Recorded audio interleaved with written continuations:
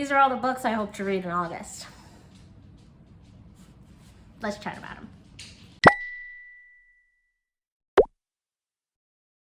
them. Now first, let me just be clear. This is not a TBR. This is a hopefuls list at best. Really, we should probably call it like just all the books that I'm interested in at the moment as a mood reader that I may or may not pick up in the next 4 to 6 weeks at any point, or they could live on my shelf for the next 3 to 5 business years. Cool? Okay, glad we got that out of the way. Let's talk books. First book that I am really interested in reading, That Time I Got Drunk and Saved a Human by Kimberly Lemming. I love this series. That Time I Got Drunk and Needed a Love Potion at a Werewolf was one of my favorite books of last year. Kimberly Lemming just knows what she's doing with these like fantasy, romantasy books. This one follows Cherry, who I believe was in both of the first 2 in the series. Definitely in the second. I also believe in the first one briefly. And I'm just so excited for it. The spice be spicing in these books, the love be loving, the friendships be friendshipping. Like, it's just a good time. So this one, really pumped about this one. Next up is a book that is highly recommended on the bookstagram, booktok world. When I Think of You by Maya Ariel. This one just sounds so good. It just sounds like a beautiful Black love story. And as a reminder, if you are new here, or if you have forgotten, which is okay, you know, I don't expect you to remember everything about me. That would be insane. But I'm doing the 75 Hard Black Book Challenge. I started July 1st. It ends the middle of September. The challenge is basically I'm reading Black stories written by Black authors for 75 days. And I am about halfway through by the time I'm filming this. I am loving it. I have read so many amazing books, and I'm so excited about some of the books that I'm going to continue to read. So all of these books are going to get me through the end of that challenge. So all of these are Black stories written by Black authors. So this one, really excited about it. So premise of this one is that 2 people get a second chance at love, and y'all know I like a second chance love story. I myself have a second chance love story, so it just has a special little place in my heart. So they get a second chance at love. This is in the film industry. So she, let me see here, has been paying her dues at the reception desk, but she wants a career breakthrough. And then she had a college romance with Danny. Her name is Kalia. And he's a hotshot director. Ooh, okay. All right, we like this. I see this. But this is a debut. I didn't realize that. I love when debut authors get their just like moment to shine. Like, I think that is just so freaking cool.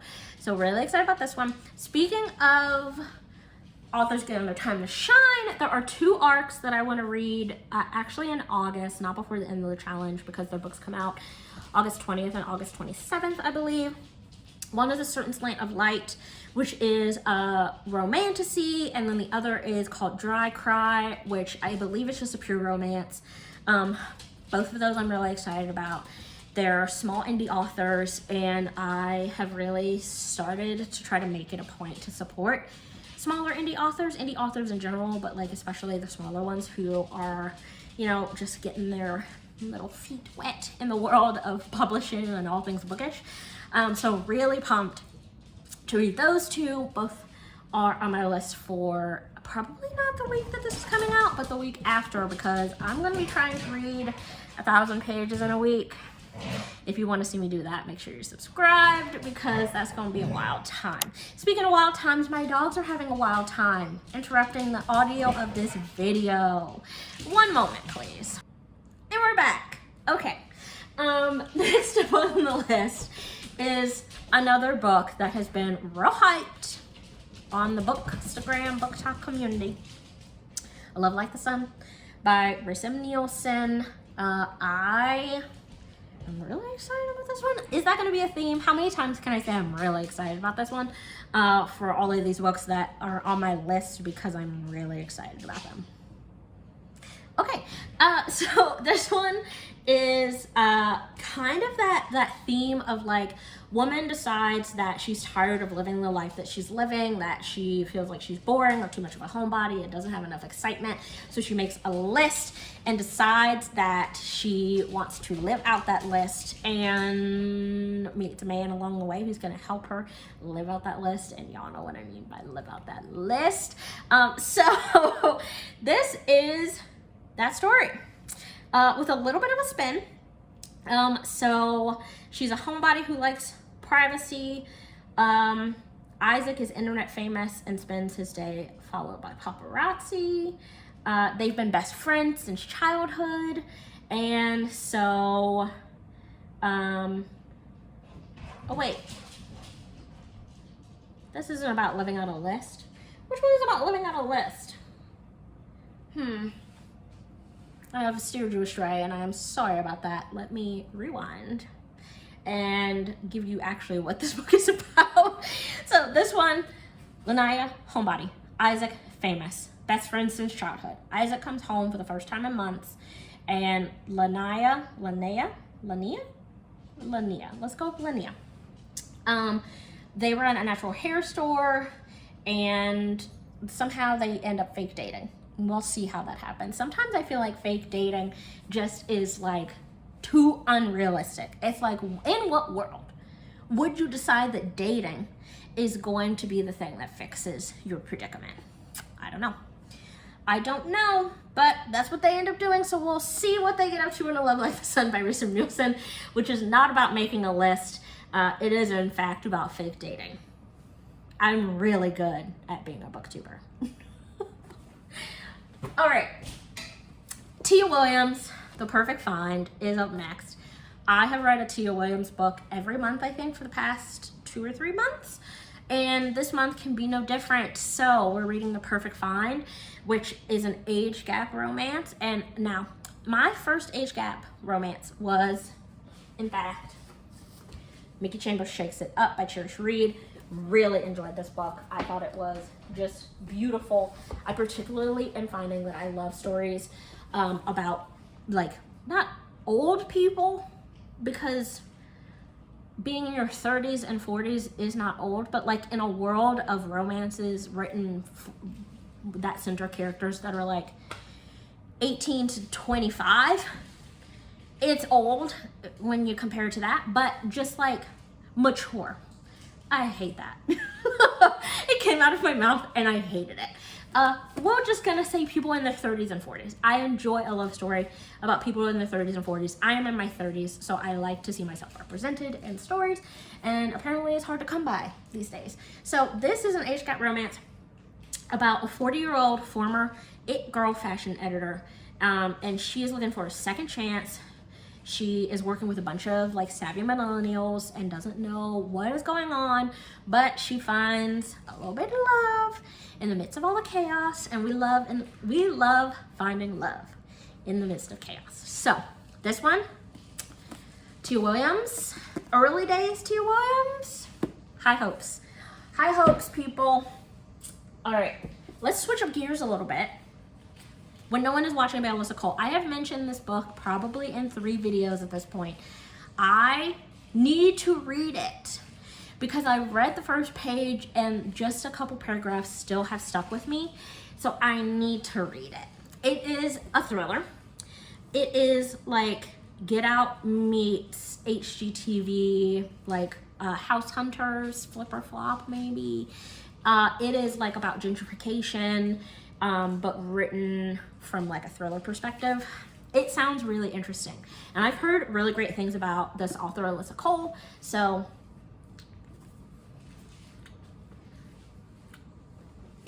that's on the list. After on, Deanna Gray, another one that has been real hyped up lately. I have a friend who read this and it literally changed her life, so that alone is a reason to read the book. If you don't know what it's about, basically 2 feuding artists fall in love. Sounds great to me. On the list. Next on the list, The Bookshop Sisterhood. Now, this one looks like any other book about books, but make it black, which I'm a fan of. And it's got heavy friendship emphasis. Heavy. That makes me raise on my toes, people. That's how excited I am about it. I have been looking for a good friendship story for so long and have not had anything that delivers, so I'm excited about this. This is, excuse me one more second. My dog is making a lot of noise. Hold, please. The toy in question has been taken. Now we can get on with talking about the power of female friendships. I think this book is going to deliver. I am speaking it into existence. I am manifesting that this is going to be a great book about female friendships. It is about 4 female friends opening up a bookshop, but before they do, the worlds fall apart, as one does before you do something really big. You know, everything just hits a fan, it seems. So, this book, I have high hopes. Please send me good vibes, send me prayers, cross your fingers, cross your toes, cross your eyes. Whatever you need to do to have this book be good, I need it. I need it. On the list. Next on the list, The Kiss Countdown by Etta Easton. This, just look at this cover. Just look at this cover. It is gorgeous. It is stunning. He's an astronaut. When have you read an astronaut romance? Riddle me that. Never? That's what I thought. This could be your first. It's going to be my first, and I'm really excited about it. Her dress is sparkling. Ah, I love a cute little cover. This event planner, A-Marie, which we just read a book with an A-Marie, only for the week. If you missed my July wrap-up, check it out.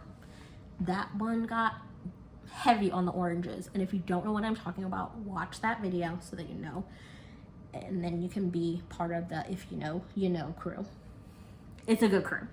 But back to this. A struggling event planner and a sinfully hot astronaut must decide if their fake relationship is worth a shot at happily ever after in this starry debut. Another debut! These debut authors have been really knocking it out of the park lately, and I am here for it. It's on the list, people. On the list. Next on the list, A Pair of Wings by Carol Hobson. This is another arc. This one comes out this month sometime in August 2024.